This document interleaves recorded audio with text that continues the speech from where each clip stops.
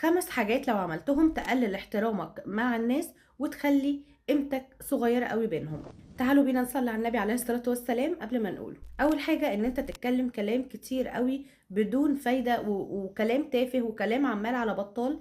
افتكر دايما ان ربنا خلق لك بق وودنين، يعني لازم تسمع اكتر ما بتتكلم. تاني حاجة، لو حد جاي بيحكي تجربة هو مر بيها، تيجي انت تقطعيه وتحكي نفس تجربتك اللي انت مريتي بيها، وده غلط. خلي عندك الاجتماع النشط، يعني ما تقلليش من انجازات حد واسمعيهم واسمعي تجاربهم وممكن تستفادي منها كمان. تالت حاجة، انك انت تتصرفي باستهتار وان انت تقللي من الناس وتفضلي تحكي في امجادك وفي عظمتك انت، وده طبعا ما ينفعش خالص.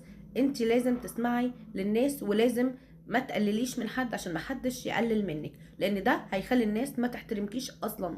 4، احترمي التزامك تجاه الاخرين، يعني ما تديش وعد لاي حد وما توفيهوش حتى ولو طفل صغير. 5 حاجة، وهو انعدام الطموح، يعني لازم يبقى ليكي اهداف واولويات وحاجات انت عايزه تحققيها علشان خاطر الناس ما تقولش عليكي ان انت مهمله وعديمه المسؤوليه وشخصيه تافهه وغير مسؤوله بالمره.